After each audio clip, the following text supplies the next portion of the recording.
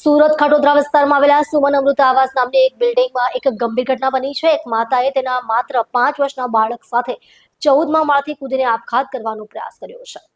ઘટનામાં બાળકનું ઘટના સ્થળે જ મોત થઈ ગયું, જ્યારે માતાને ગંભીર સ્થિતિમાં સિવિલ હોસ્પિટલમાં દાખલ કરવામાં આવી છે, જ્યાં તેની હાલ સારવાર ચાલી રહી છે. અત્યાર સુધીમાં માતા અને પુત્રની ઓળખ જાહેર થઈ નથી.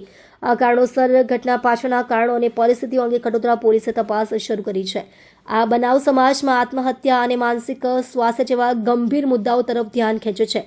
આવી કોઈ પણ માનસિક સંકટની સ્થિતિમાં મદદ માટે સંબંધિત હેલ્પલાઇન નંબરો પર સંપર્ક કરવાની અપીલ કરવામાં આવે છે. આજે ખટોદરા વિસ્તારના સુમન આવાસ છે, ભટાર ચોકી વિસ્તારમાં. તે સવારે 10 વાગ્યાની આજુબાજુ પોલીસને કોલ આવી અને પોલીસ જગ્યા ઉપર વિઝિટ કરતા જાણવા મળેલું કે એક મહિલા છે જેનો અત્યારે આઈડેન્ટિફાઈ થઈ શકી નથી. તે પોતે પોતાના બાળક સાથે 5 વર્ષના બાળક સાથે સુમન આવાસના 14મા માળેથી જમ્પ કરી દીધેલું જણાવી મળ્યું છે. આ બનાવમાં જગ્યા ઉપર જ બાળકનું ડેથ થયું છે. જે મહિલા છે એની કન્ડિશન ક્રિટિકલ કન્ડિશનમાં હોય. હાલ સિવિલ ખાતે એને સારવાર માટે લાવવામાં આવેલ છે. પ્રાથમિક રીતે મહિલાએ આત્મહત્યાનો પ્રયાસ કર્યો પોતાની બાળક સાથે, પરંતુ હાલ મહિલાનો પરિચય મેળવ્યા પછી મહિલા કોણ છે એ પોલીસ તપાસ કરી. ત્યારબાદ ખ્યાલ આવશે કે આ બનાવ પાછળનું મુખ્ય કારણ શું છે.